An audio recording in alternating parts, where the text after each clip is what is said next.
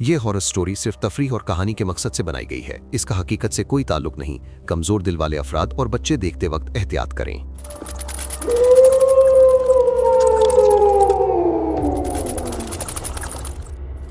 राजस्थान का एक छोटा सा गांव है। दिन में धूप जलाती है, रात में रेत ठंडी हो जाती है। गांव के बाहर एक पुराना कुआं है। लोग उसे कुआं नंबर 13 कहते हैं। गांव वाले कहते हैं इस कुएं में पानी नहीं है। फिर भी रात को इसमें से आवाज आती है। आवाज किसी अनजान की नहीं होती। आवाज तुम्हारी अपनी होती है। तुम्हारा ही नाम तुम्हारे ही गले में सुनाई देता है। उस रात भी यही हुआ। मैं गांव में 12 साल बाद लौटा था। मैं यहां खुशी से नहीं आया था, मैं यहां मजबूरी से आया था, क्योंकि पिछली 3 रात से एक ही चीज हो रही थी। मेरे फोन पर रात के टाइम एक कॉल आता, नंबर ब्लैंक होता। कॉल उठाता तो कुछ सेकंड्स खामोशी, फिर एक बच्ची की हल्की सांस, फिर एक शब्द, भैया। बस एक शब्द और कॉल कट। मेरा बदन ठंडा पड़ जाता। मेरे कमरे में बिना वजह मिट्टी की बू आ जाती। मेरी आंखों के सामने एक पुराना मंजर खुल जाता। वही मंजर जिससे मैं 12 साल भागता रहा। मेरी छोटी बहन मीरा और कुआं नंबर 13। मीरा 12 साल पहले इसी कुएं के पास गायब हुई थी। गांव में सब ने कहा वो गिर गई। किसी ने कहा किसी ने धक्का दिया, पर सच ये था कि उस दिन मैं उसके साथ था, और फिर भी मैं उसके साथ नहीं था।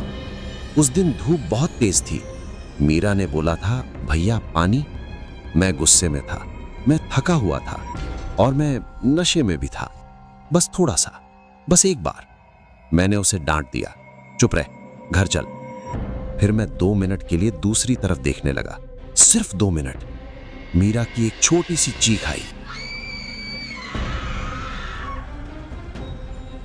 मीरा, मीरा, प्लीज जवाब दो, तुम ठीक हो ना?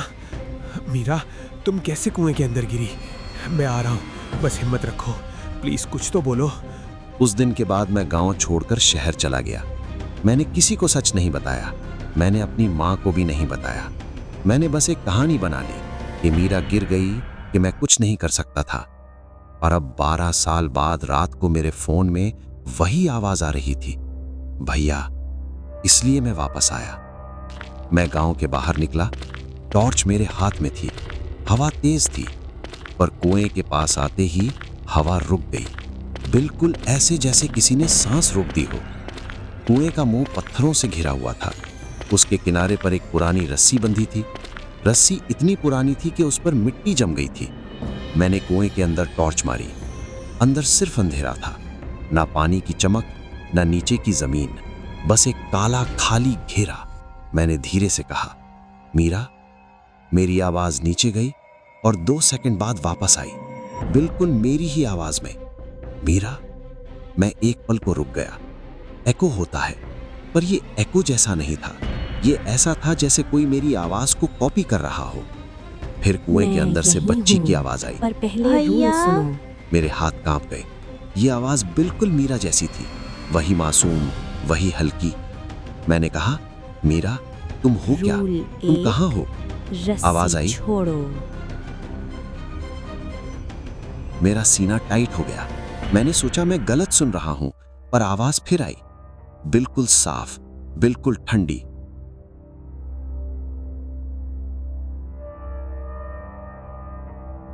मेरे पैर आगे बढ़े। मेरे हाथ ने रस्सी को धीरे से छोड़ा।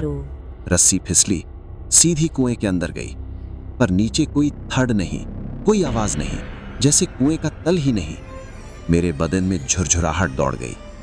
आवाज आई। मैंने टॉर्च को और टाइट पकड़ा। मैंने कहा, नहीं, मैं अंधेरे में नहीं। आवाज बिल्कुल मेरे कान के पास आई, बंद करो। मैंने टॉर्च बंद नहीं की, पर टॉर्च की रोशनी खुद कम हो गई, जैसे बैटरी मर रही हो। अभी तो टॉर्च फुल थी। मैंने इसे चेक किया, पर रोशनी और कम होती गई, और तब मुझे महसूस हुआ मेरे पीछे कोई खड़ा है।